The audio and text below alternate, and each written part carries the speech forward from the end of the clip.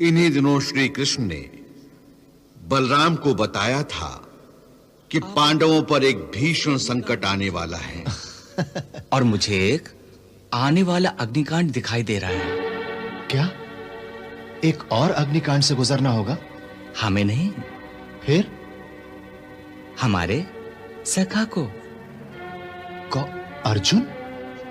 हाँ, अर्जुन शीघ्र ही अपने भाइयों के साथ एक भीषण अग्निकांड से गुजरने वाला है।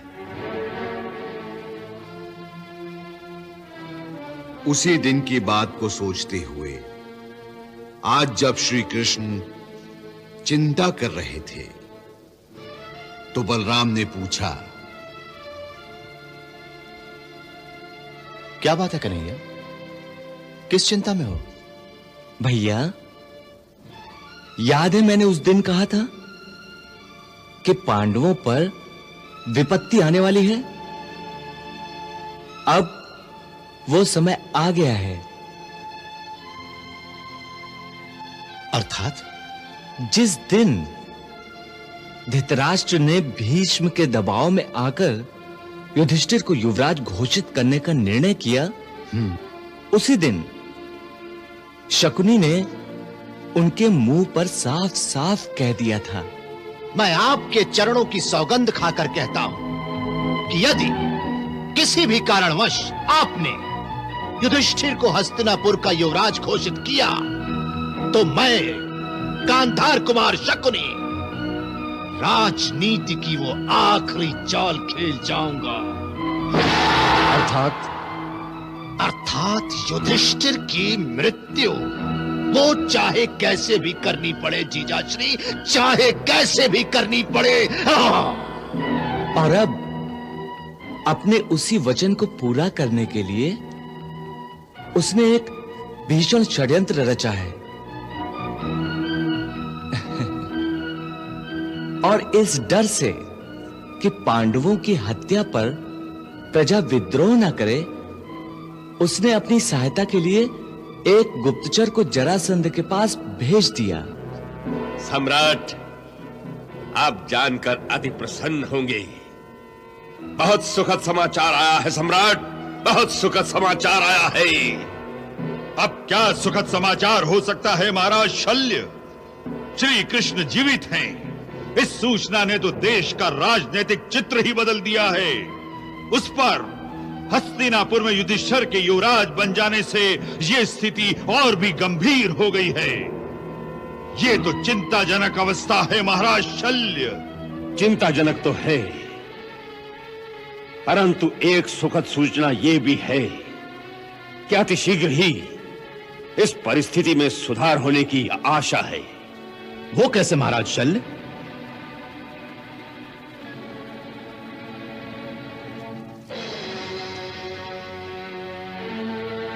यदि युवराज युधिष्ठिर की हत्या हो जाए तो क्या?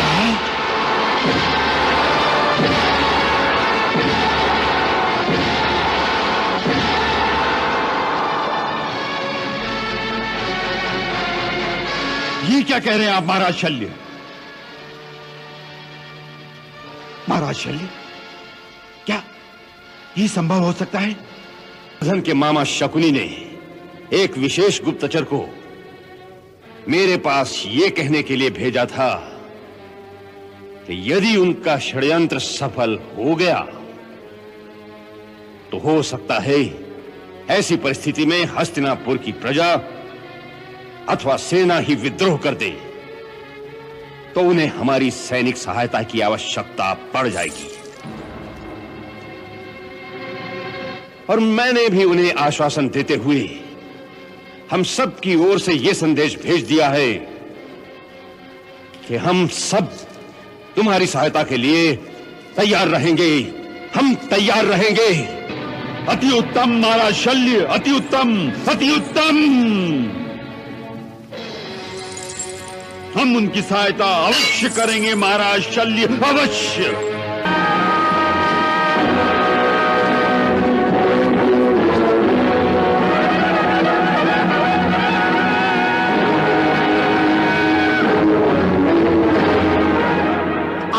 राजकुमार दुर्योधन, आओ, तुम्हारा स्वागत है।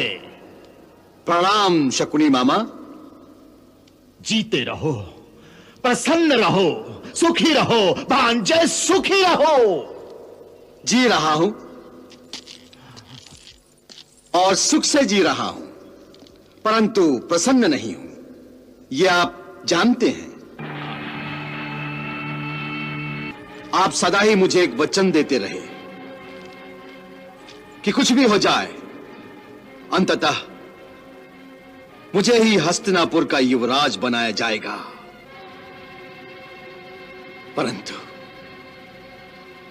परंतु मैं युवराज की जगह केवल राजकुमार ही रहा और आपके सारे वचन मिथ्या रह गए, मिथ्या। शकुनी मामा के वचन कभी मिथ्या नहीं हो सकते भांजे, कभी मिथ्या नहीं हो सकते। केवल उनके पूरा होने में विलंब हो सकता है गांधारी पुत्र, विलंब। हर बड़े काम के लिए धैर्य की आवश्यकता होती है, धैर्य की। मैंने कहा था कि अंततः तुम ही हस्तिनापुर के युवराज बनोगे, और अब भी कहता हूं, और आज ये भी कहता हूं कि अब वो समय बहुत समीप आ गया है, बहुत समीप। हाँ, और आज यही बात बताने के लिए मैंने तुम्हें यहां बुलाया है कि अब हमारी योजना की सफलता का समय आ गया है। एक आखिरी चाल रह गई है। वो पासा भी ठीक पड़ गया तो अंत, हां भांजे, अंत। अर्थात वही राजनीति की आखिरी चाल कि जो कांटा रास्ते से हटाया ना जा सके उसे जड़ से ही उखाड़ दो। हां, उसे जड़ से ही उखाड़ दो। उस पर मैंने ये सोचा है कि जहां एक कांटा उखाड़ना हो, वहां क्यों न पांचों के पांचों कांटे एक साथ उखाड़ दिए जाएं। ना रहेगा बांस और ना बजेगी बांसुरिया।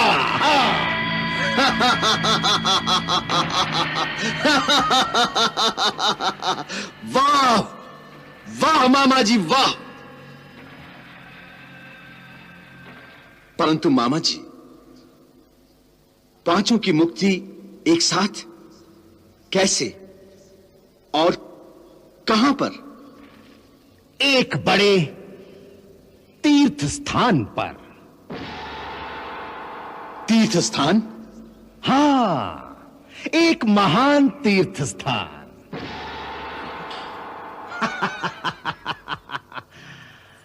कौरवों में एक प्रथा है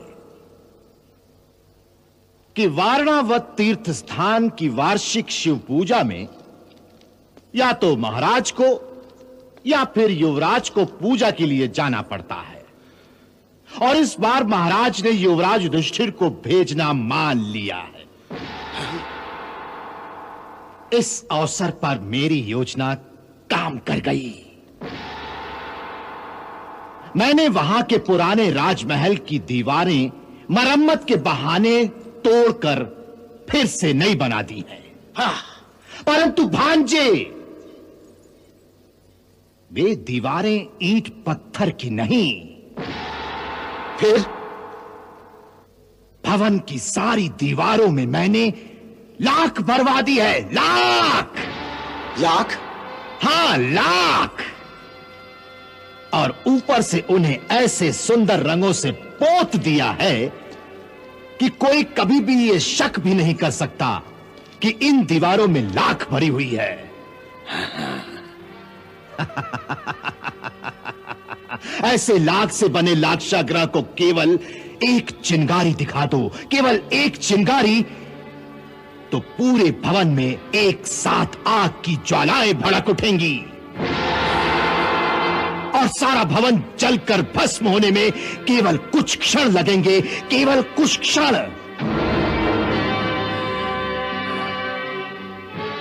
बस जिस दिन युवराज युधिष्ठिर वारणावत पहुंचेंगे और उस राजभवन में सोएंगे, उसी रात उस राजभवन को आग लग जाएगी। आग लगा दी जाएगी भांजे, लगा दी जाएगी। हाँ,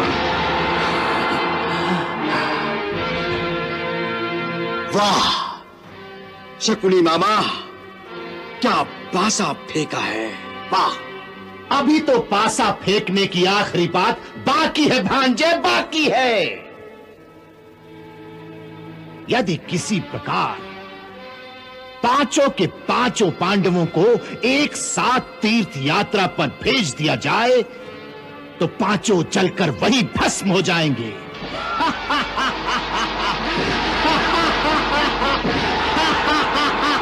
पांचों के पांचों जलकर वही भस्म हो जाएंगे भांजे।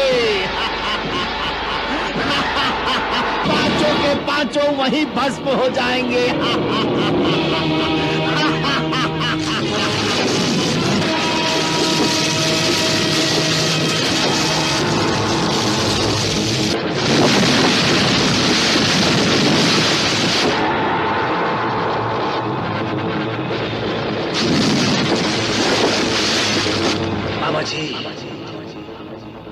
मामा जी देखिए कितना सुंदर दृश्य है पांचों के चलने का।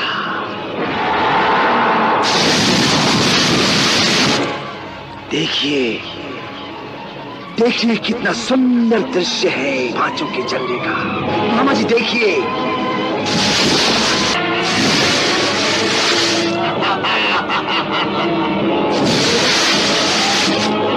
पांचों के जलने का।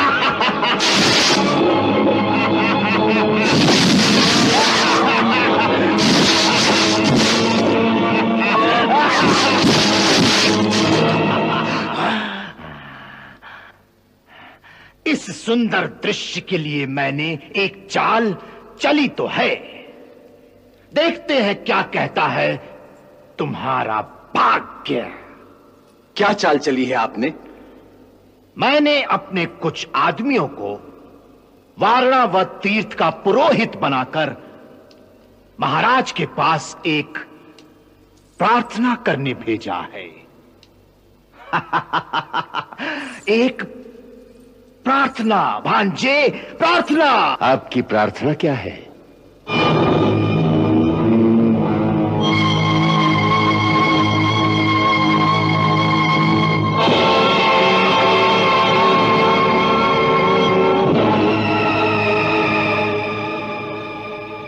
महाराज, यह प्रार्थना केवल हमारी ही नहीं, वारणावत के सभी प्रजाजनों की भी है।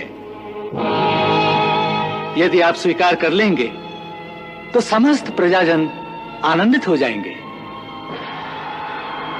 क्या प्रार्थना है?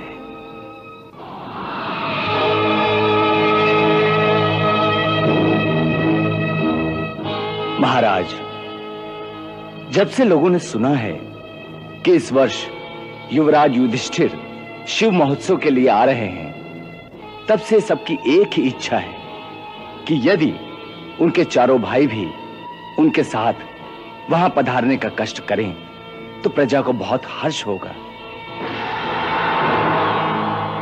वास्तव में बहुत वर्ष पहले आपके छोटे भाई महाराज पांडु प्रतिवर्ष वहां पूजा के लिए जाया करते थे।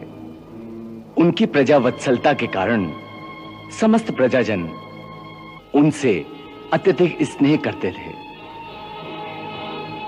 उनके स्वर्गवास होने के पश्चात आज प्रजाजन इस बात पर बड़े उत्कंठित हैं कि अपने प्यारे महाराज पांडु के पांचों पुत्रों को एक बार अपने नेत्रों से देखें और उनका स्वागत करें। इनकी प्रार्थना स्वीकार कर लीजिए महाराज, और यदि आपकी आज्ञा हो तो मैं कुंती बहन को भी मना लेती हूँ कि वे इसी बहाने अपने पुत्रों के साथ तीर्थ यात्रा कराएं। अवश्य देवी, हम आपके दृष्टिकोण की प्रशंसा करते हैं। हमारी ओर से महारानी कुंती को भी उनके पुत्रों के साथ जाने की आज्ञा दे दी जाए।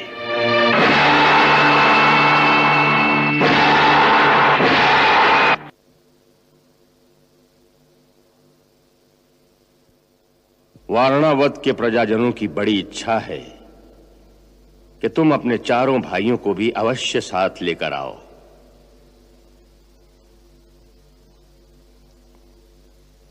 तुम्हारे पिता महाराज पांडु से वहां की प्रजा को बहुत लगाव था। उन्हें तुम पांचों भाइयों के दर्शनों की बड़ी लालसा है। इसलिए तुम अर्जुन, भीम, नकुल, सहदेव इनको साथ लेकर अवश्य जाना। जी ताजश्री, आपकी आज्ञा का अवश्य पालन किया जाएगा। और देखो, युवराज बनने के पश्चात पहली बार तुम एक तीर्थ स्थान पर जा रहे हो, तो वहां पहुंचकर एक राजा की भांति खुले हाथों से दान देना, इतना कि फिर सारे नगर में किसी को और कुछ मांगने की आवश्यकता न रह जाए।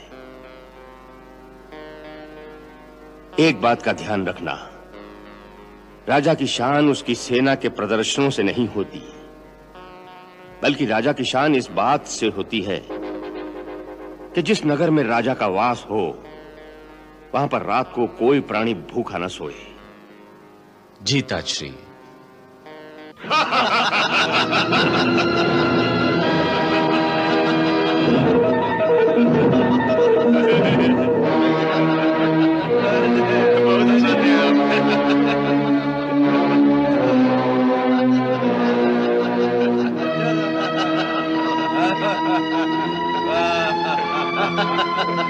राम माता श्री। जीते रहो।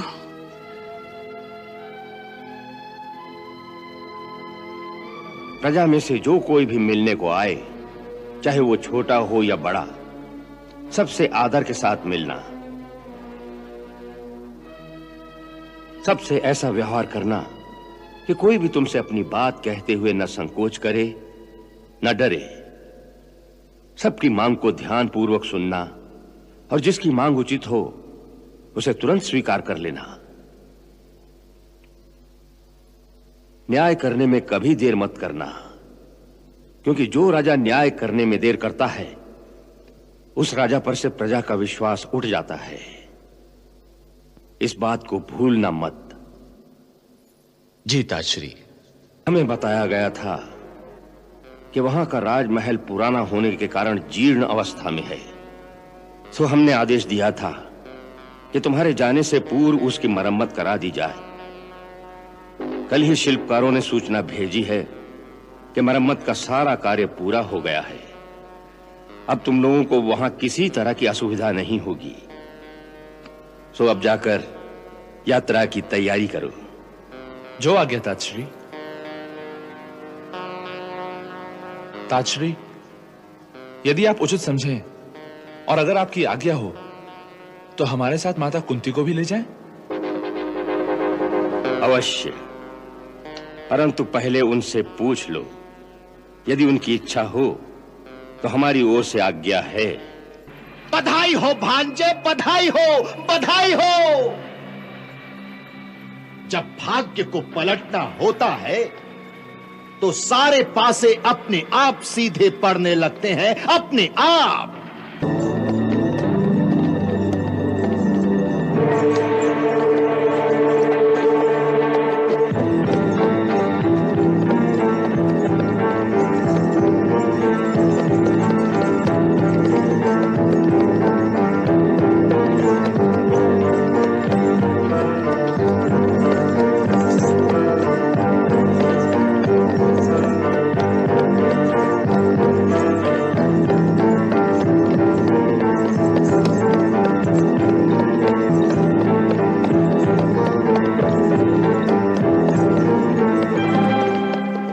बड़ा ही मन था वारणावत जाने का।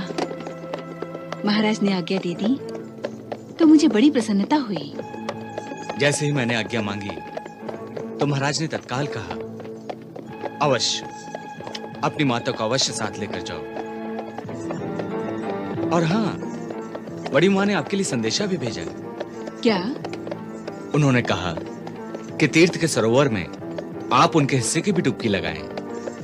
अवश्य, सबके नाम की डुबकियां लगाएंगे।